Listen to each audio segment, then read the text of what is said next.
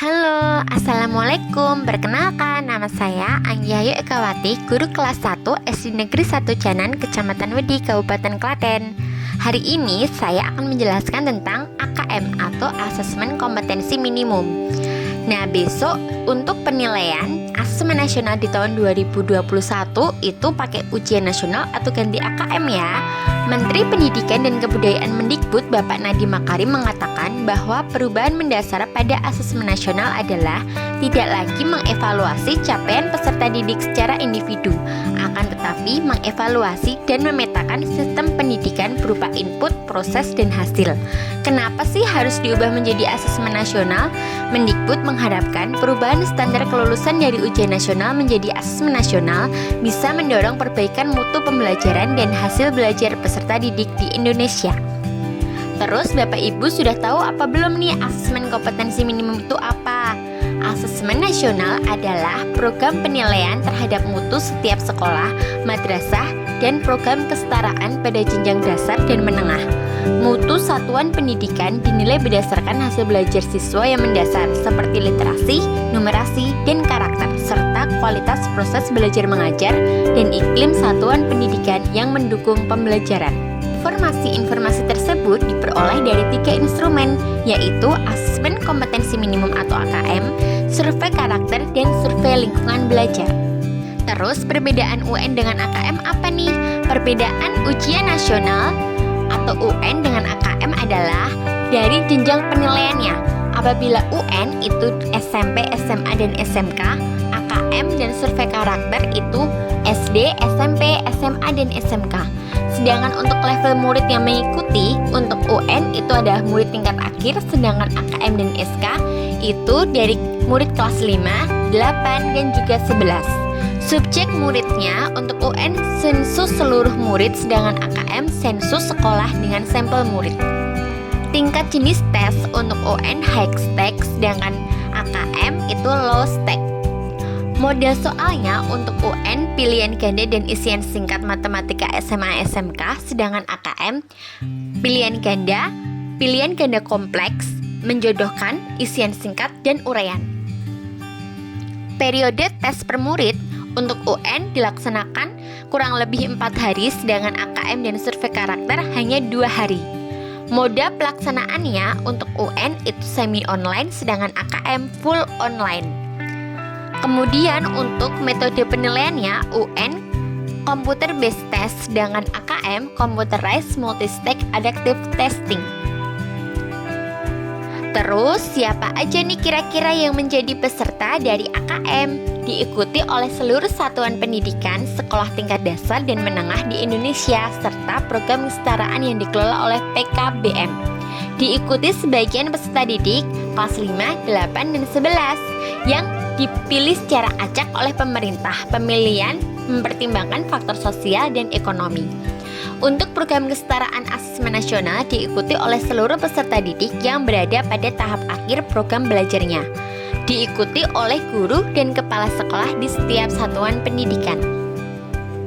Mengapa yang jadi sampel murid itu harus kelas 5, 8, dan 11? Hal ini dilakukan agar murid menjadi peserta asesmen nasional dapat merasakan perbaikan pembelajaran ketika mereka masih berada di sekolah tersebut.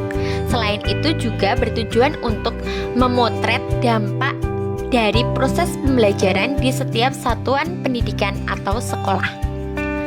Apa yang dimaksud dengan kata minimum dari asesmen kompetensi minimum atau AKM?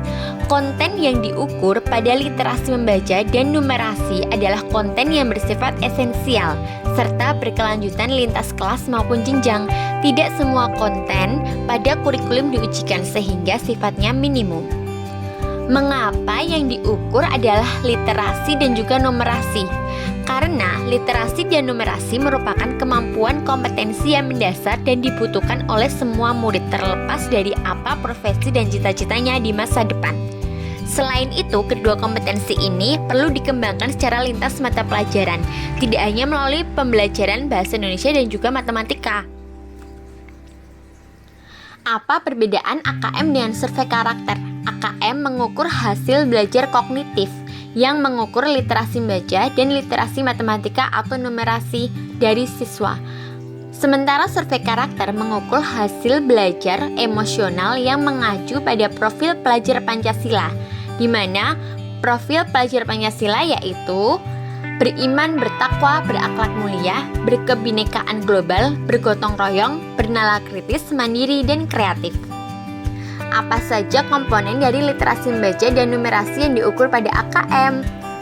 Untuk literasi membaca, kontennya dari tes informasi dan sastra, proses kognitifnya menemukan interpretasi dan integrasi, evaluasi, dan refleksi informasi. Untuk konteksnya, personal, sosial budaya, dan saintifik. Sedangkan numerasi dari konten aljabar, bilangan, geometri, pengukuran data, dan ketidakpastian. Proses kognitifnya, pemahaman, penerapan, dan penalaran. Untuk konteksnya, personal, sosial budaya, dan saintifik. Bagaimana bentuk soal asesmen nasional besok? Untuk objektifnya ada pilihan ganda. Hanya satu jawaban aja yang benar, pilihan ganda kompleks. Jawaban benar lebih dari satu, menjodohkan, isian singkat, angka, atau nama benda yang sudah fix, dan untuk non-objektifnya esai. Kapan AKM akan dilaksanakan? Direncanakan pelaksanaan AKM untuk kelas 8 jenjang SMP serta kelas 11 jenjang SMA itu akhir Maret 2021. Sedangkan pelaksanaan AKM untuk murid kelas 5 jenjang SD adalah di bulan Agustus 2021. Berapa banyak soal yang akan dikerjakan saat AKM nanti? Murid kelas 5 akan mengerjakan 30 soal untuk masing-masing dari literasi membaca dan numerasi. Sedangkan murid kelas 8 dan 11 akan mengerjakan 36 soal. Berapa lama waktu pelaksanaan asesmen nasional? Untuk SD itu 95 menit dan untuk SMP dan SMA atau SMK itu 120 menit. Apakah soal AKM untuk peminatan IPA, IPS, bahasa, dan agama berbeda? Apakah pembagian porsinya sama seperti UN? Tidak, AKM mengukur kompetensi mendasar yang perlu dipelajari semua murid tanpa membedakan peminatannya. Oleh karena itu, seluruh murid akan mendapat soal yang mengukur kompetensi yang sama. Keunikan konteks beragam materi kurikulum, lintas mata pelajaran, dan peminatan tercermin dalam ragam stimulus soal-soal AKM. Adakah kisi-kisi dan contoh soal AKM? Tidak ada. AKM disusun berdasarkan indikator-indikator kompetensi yang bentuk lintasan kompetensi hasil belajar yang bersifat kontinum. Pusmenjer menyediakan soal-soal AKM untuk setiap indikator kompetensinya. Apabila Bapak Ibu penasaran dengan contoh soalnya, Bapak Ibu bisa mengunjungi website Pusmenjer ya. Apakah ada nilai atau skor minimum dalam AKM? Tidak ada. AKM melaporkan presentasi murid dalam setiap level kompetensi. Diharapkan semua murid mencapai level kompetensi cakap atau mahir. Untuk menguasai asesmen nasional, kamu harus mempelajari konsep setiap materi pelajaran dengan baik, bukan hanya menghafal materi ya. Sekian informasi dari saya. Semoga bermanfaat untuk Bapak Ibu semua. Terima kasih. Wassalamualaikum warahmatullahi wabarakatuh.